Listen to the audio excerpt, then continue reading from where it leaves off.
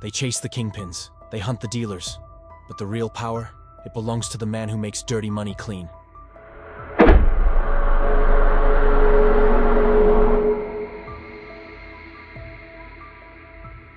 In the industrial sprawl of Monterrey, Mexico, 1978, a child was born into a world of steel factories and broken dreams.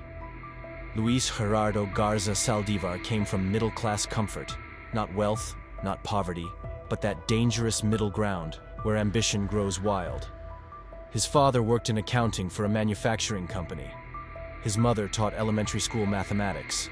Every night at dinner, numbers floated through the air like prayers.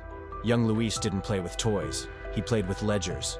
While other children kicked soccer balls in dusty streets, Luis sat in his father's office, watching columns of figures dance across yellowed paper. He saw patterns where others saw chaos. He understood that money wasn't just currency, it was language. And like any language, it could be spoken in whispers or screamed in headlines. It could tell the truth, or it could lie so beautifully that even God wouldn't notice. His father once told him, "Mijo, numbers never lie. But the men who write them, they lie every single day."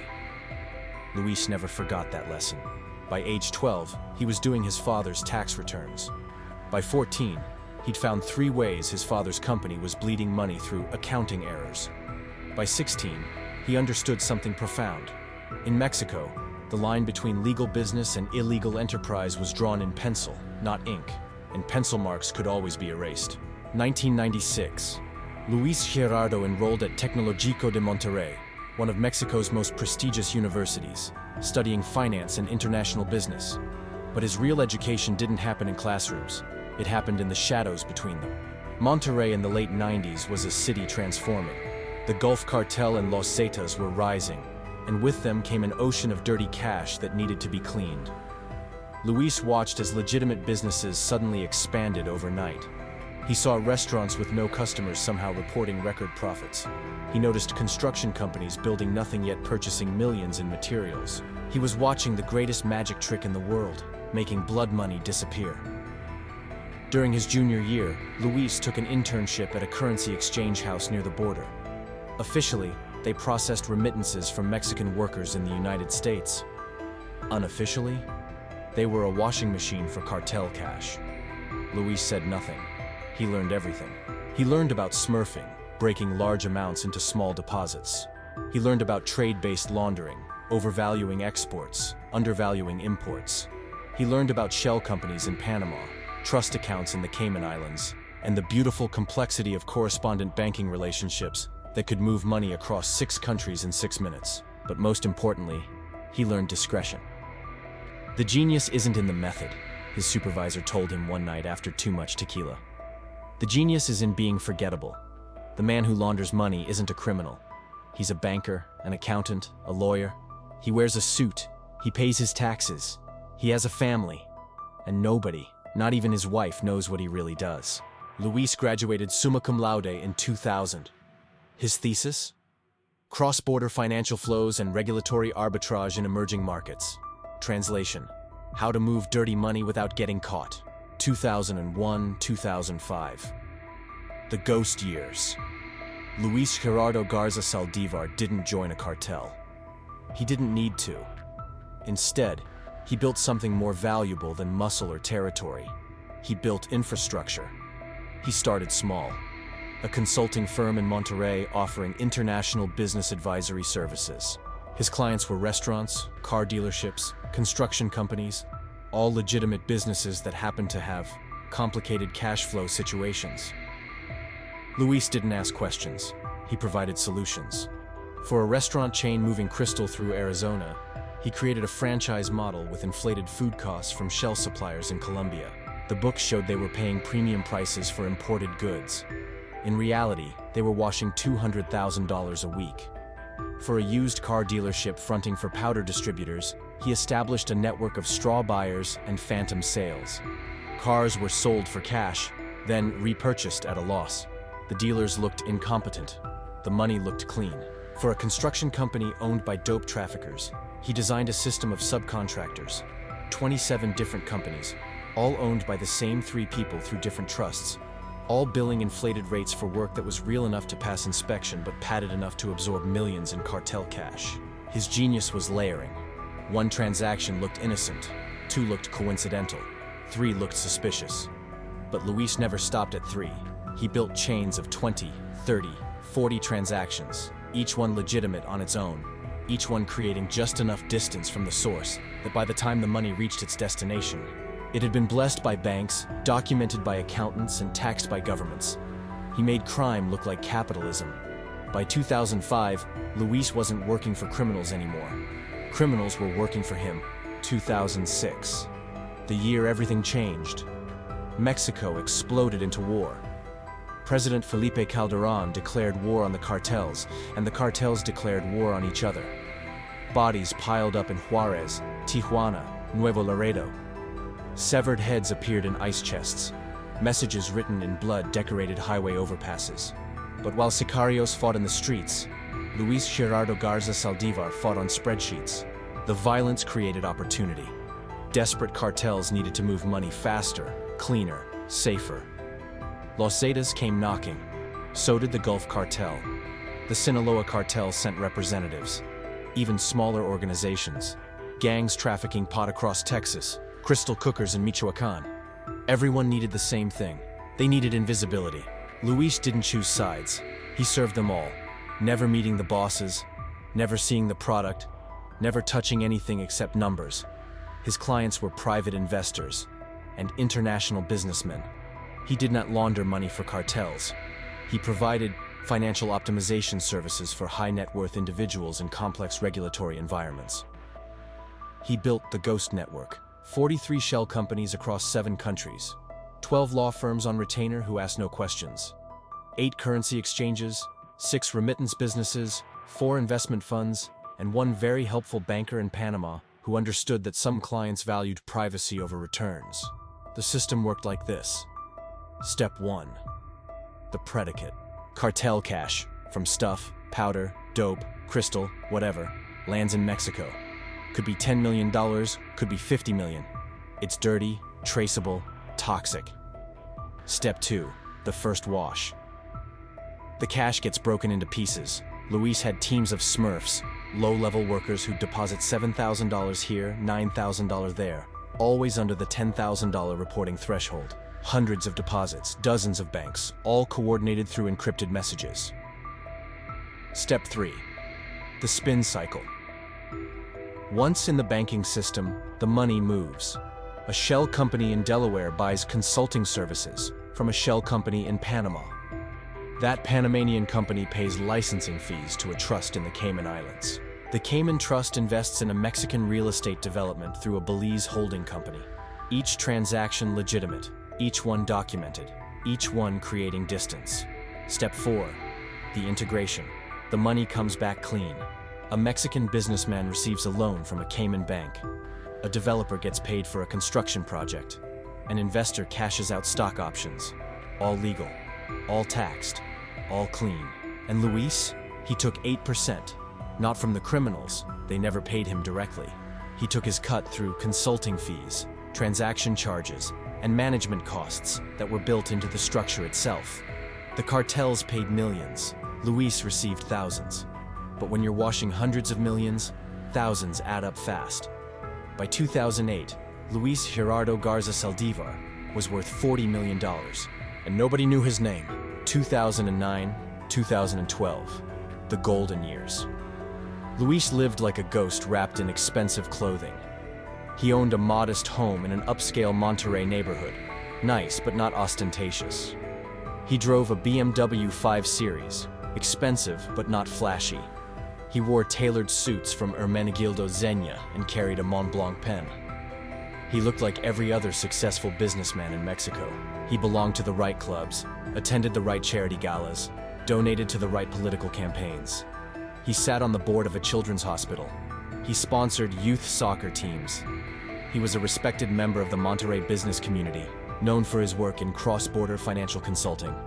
His wife, Adriana, taught literature at a private university. She thought her husband helped Mexican companies navigate international tax law. His 2 daughters studied ballet and played violin. They thought their father was boring. That was exactly the point. Luis had learned the most important rule of money laundering. The best disguise is no disguise at all. Don't try to hide. Hide in plain sight. Be boring. Be respectable. Be forgettable. He traveled constantly. New York, Miami, Panama City, Grand Cayman, Zurich, London. Always business class, never first. Always nice hotels, never penthouses. He met with bankers and lawyers and accountants, discussing investment vehicles and offshore optimization in conference rooms that smelled like expensive coffee and moral ambiguity. And the money kept flowing. By 2012, Luis was washing money for 6 major cartels and dozens of smaller organizations. His network had expanded to include European banks, Asian trade companies, and African mining operations. He'd moved beyond simple stuff, trafficking. Now he was cleaning money from everything. Kidnapping, ransoms, oil theft, extortion, human trafficking, you name it. He didn't think about where the money came from. That wasn't his job. His job was math. But the math was getting complicated. 2013. The dragon wakes up. The United States Treasury Department's Financial Crimes Enforcement Network, FinCEN, started noticing patterns. Transactions that made no economic sense. Companies in Delaware buying consulting services from companies in Panama that existed only on paper. Mexican real estate developments funded by Cayman Islands, trusts with no visible investors. They didn't have names yet, just patterns. But patterns are how you catch ghosts. The DEA was watching too. Operation Python, a massive investigation into Sinaloa cartel finances, had identified dozens of front companies. Operation Money Trail was following Gulf cartel cash from Texas to the Caribbean. Operation Kingpin was tracking Los Zetas money through currency exchanges in Monterrey. 3 separate investigations. All of them kept bumping into the same ghost, a consultant who appeared in the background of too many deals, a name on documents, Luis Gerardo Garza Saldívar, that showed up in connection with companies that had nothing to do with each other. A financial advisor whose clients seemed to specialize in industries known for money laundering. The Americans didn't have enough to charge him. Not yet. But they'd found the thread. And if you pull a thread long enough, eventually the whole sweater unravels. Luis didn't know he was being watched. That was his first mistake. His second mistake. He got greedy. 2014, the year Luis tried to go global. A representative from the Jalisco New Generation Cartel approached him with a problem. They'd expanded into Europe and Asia, trafficking crystal and powder through Pacific routes. They were making $500 million a year, and they couldn't spend it. They needed Luis to build a new network. Bigger, more sophisticated, untouchable. The offer, $50 million over 5 years. All he had to do was create a system that could wash $500 million annually through European banks and Asian real estate. Luis said yes. He flew to Dubai, the capital of beautiful corruption, where oil money and crime money and legitimate business money all mixed together in a glittering paradise of moral flexibility. He met with bankers who specialized in wealth management for international clients. He set up meetings with real estate developers building artificial islands and indoor ski resorts. He created a masterpiece: 22 companies in Dubai, investment funds in Luxembourg, real estate holdings in London, Frankfurt, and Singapore, trade relationships with shell companies in Hong Kong that bought Mexican precious metals at inflated prices. The metals didn't exist, but the invoices did. The money would flow from Mexico to Dubai, get washed through real estate and trade, then return to Mexico as foreign investment. Clean, legitimate, impossible to trace. It was perfect. But perfection attracts attention. 2015. The Americans found the connection.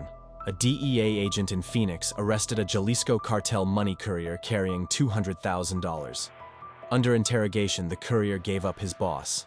The boss, facing life in prison, gave up his financial advisor. The financial advisor gave them a name: Luis Gerardo Garza Saldívar. The name matched. The consultant from Monterrey who kept appearing in FinCEN reports. The advisor connected to shell companies in Panama. The man who just set up a network in Dubai. The thread was pulled. The sweater started unraveling. The DEA requested a wiretap. A federal judge approved it.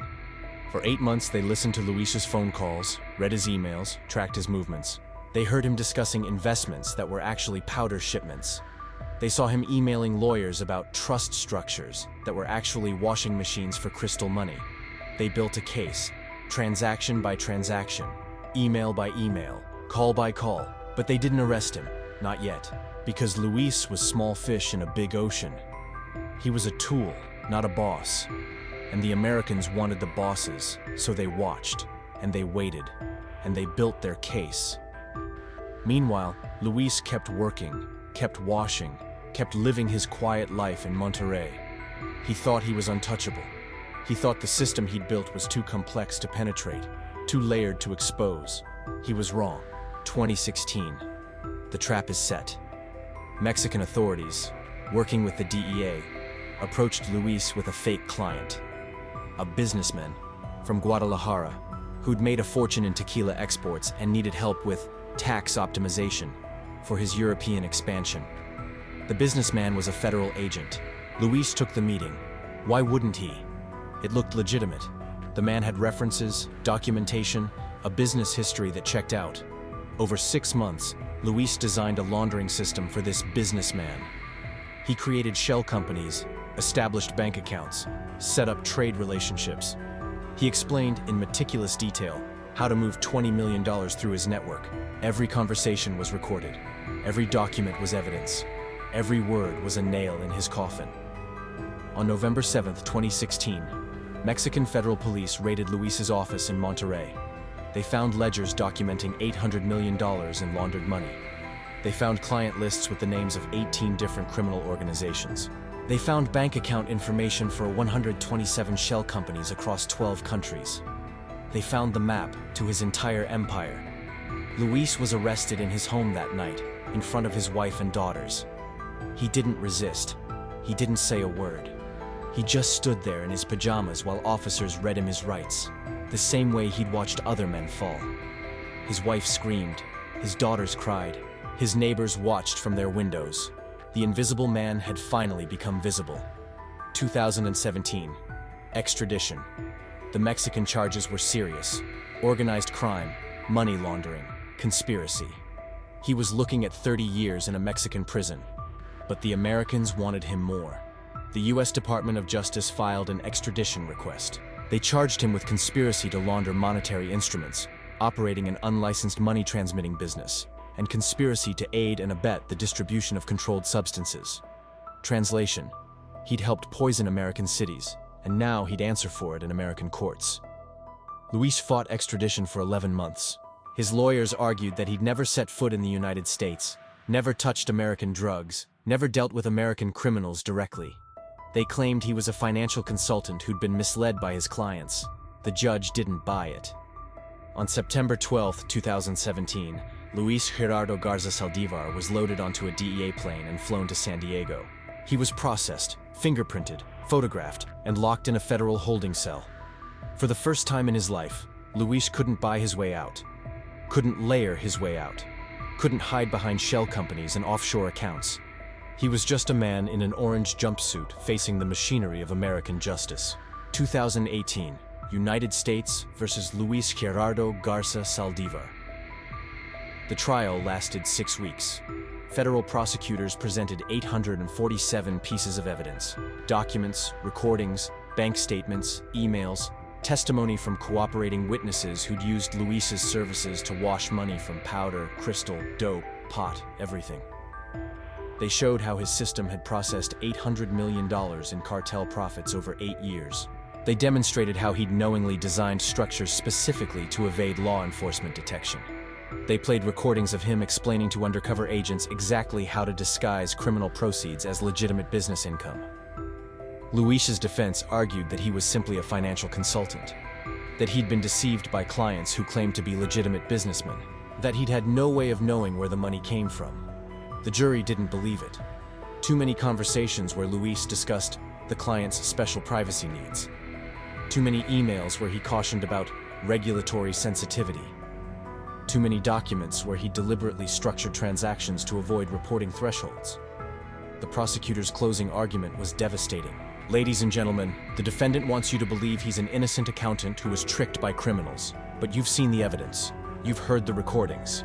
This man didn't stumble into money laundering. He built an empire of it. He didn't accidentally help cartels. He specialized in serving them. He knew exactly what he was doing. He knew the money came from poison that killed American children, from violence that destroyed Mexican communities, from misery that crossed borders and shattered families. And he didn't care, because to Luis Gerardo Garza Saldívar, money had no morality. It was just numbers, just business, just a math problem to solve. Well, here's a number for you. $840 million in drug money. That's not a mistake. That's not an accident. That's a career. On November 19, 2018, the jury returned a verdict, guilty on all counts. Luis showed no emotion. He'd built his entire life on being invisible, and he'd stay invisible even in defeat. February 2019, sentencing. The federal guidelines recommended 25 years. Luis's lawyers pleaded for mercy.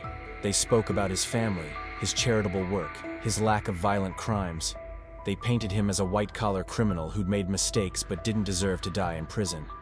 The judge disagreed. "Mr. Garza Saldívar," she said, "you've shown exceptional intelligence and talent in your career. You could have used those gifts to build businesses, to help people, to contribute positively to society. Instead, you chose to serve the worst organizations on this planet. You washed blood money. You helped cartels thrive. You made their crimes possible. Without people like you, drug trafficking couldn't exist at the scale it does. You're not a killer, but you're the accountant who paid for the bullets. You're not a trafficker, but you're the banker who made trafficking profitable. You enabled evil, and you did it with skill and precision. That deserves no leniency." She sentenced him to 30 years in federal prison, to be followed by deportation to Mexico. Luis would be 71 years old when released, if he survived. He was transferred to FCI Beaumont, a medium-security federal prison in Texas, far from his family, far from his life, far from everything he'd built. His wife divorced him within 6 months. His daughter stopped visiting after a year. His friends pretended they'd never known him. His business associates burned every document with his name on it. The invisible man had finally disappeared completely. 2020, 2025. The aftermath. The Americans dismantled Luis's network. They shut down shell companies, froze bank accounts, indicted bankers and lawyers who'd helped him. They recovered $127 million in assets, houses, cars, artwork, bank accounts, all purchased with laundered money. But they couldn't recover everything. $673 million had already been cleaned and spent. It had bought mansions and politicians, weapons and loyalty, power and protection. That money was gone, absorbed into the economy like water into sand. And the cartels? They didn't stop. They adapted. Within months of Luis's arrest, new money launderers appeared. Smarter ones, more careful ones. They learned from his mistakes. They built even more complex systems, used cryptocurrency, exploited new loopholes. Because Luis Gerardo Garza Saldívar wasn't unique, he was just good at his job. And there will always be another accountant, another banker, another consultant willing to do the math. Today, Luis sits in his cell in Texas, a number instead of a name, serving a sentence that will likely end with his death. He doesn't give interviews. He doesn't write memoirs. He remains, even in prison, invisible. But his legacy haunts the financial system. Every new money laundering investigation reveals layers he pioneered. Every cartel they bust has used techniques he perfected. Every shell company they raid looks like something he would have built. He laundered almost $1 billion. He enabled cartels that killed thousands. He never fired a gun, never sold an ounce of powder or crystal or dope. He just did the math. Who was Luis Gerardo Garza Saldívar, really? Not a gangster, not a killer, not a trafficker. He was a man who understood that in the modern world, violence is amateur hour. The real power belongs to those who control the flow of money. Sicarios can take territory, but accountants can make that territory profitable. Dealers can move product, but financial experts can make that product untraceable. He was a man who saw the world not in right and wrong, but in debits and credits, in assets and liabilities, in risk and reward. He was a man who convinced himself that numbers have no morality, that providing a service isn't the same as committing a crime, that washing blood money isn't the same as spilling blood. But blood money is still wet with blood, and when you wash it, when you make it clean, when you help criminals spend their profits and reinvest their proceeds, you're not just an accountant. You're a partner. You're an enabler. You're part of the machine. Luis Gerardo Garza Saldívar built his career on invisibility. He believed that if you stayed in the shadows, you'd never face the light. He was wrong. The light always finds you. Maybe not today, maybe not tomorrow. But eventually, every ghost becomes visible. Every invisible hand casts a shadow, and every money launderer, no matter how smart, no matter how careful, eventually makes the one mistake that brings the whole system crashing down. For Luis, that mistake was believing he was untouchable. For the cartels he served, that mistake was trusting him. For his family, that mistake cost them everything. For the world, that mistake revealed something terrifying. Money laundering isn't some obscure white-collar crime. It's the backbone of global organized crime. It's what makes drug trafficking profitable. It's what allows cartels to corrupt governments and buy armies. It's what transforms street-level dealing into billion-dollar enterprises. And there are thousands of Luis Gerardo Garza Saldívars out there, right now, washing money in ways we haven't even thought to look for yet. Today, the war on drugs continues. Cartels still traffic powder and crystal and dope across borders. Violence still ravages Mexican cities. Money still flows from American streets to Mexican mountains to Caribbean banks to European real estate. And somewhere in some office, in some city, another accountant is building another system, learning from Luis's mistakes, perfecting his methods, becoming the next invisible hand. Because the truth about money laundering is this: you can arrest the launderers, but you can't arrest the demand. As long as there are drugs, there will be money. And as long as there's money, someone will figure out how to clean it. Luis Gerardo Garza Saldívar was brilliant. He was meticulous, he was careful, and he still got caught. But his ghost walks on. In the shell companies still operating, in the techniques still being used, in the systems still washing money right now, as you read this. They call him the Invisible Hand, the man who cleaned blood money and made it look like honest work, the accountant who served the cartels, the ghost who haunted the financial system. But maybe the scariest thing about Luis Gerardo Garza Saldívar isn't what he did. It's how normal he was. How he lived in a nice house, raised a family, went to church, donated to charity, all while enabling organizations that decapitate rivals and dissolve bodies in acid. How he convinced himself it was just business, just numbers, just a service. How he separated the math from the murder, the transactions from the terror, the profit from the pain. Because that's the real danger of money laundering. It's not dramatic, it's not violent, it's boring. It's spreadsheets and shell companies and banking regulations. It doesn't look like crime, it looks like business. And that's what makes it so dangerous. Some men deal the stuff. Some men traffic the powder. Some men cook the crystal. But the smartest ones? They just count the money. Because you can arrest a dealer, you can kill a trafficker, you can raid a lab. But the man who makes dirty money clean? He's already gone, hiding behind numbers, invisible until the moment he's not. And by then, he's already trained his replacement. Luis Gerardo Garza Saldívar, 1978, present, incarcerated. Money laundered, $840,000. Current status, FCI Beaumont, Texas, release date, 2047. The ghost still haunts the system he helped build.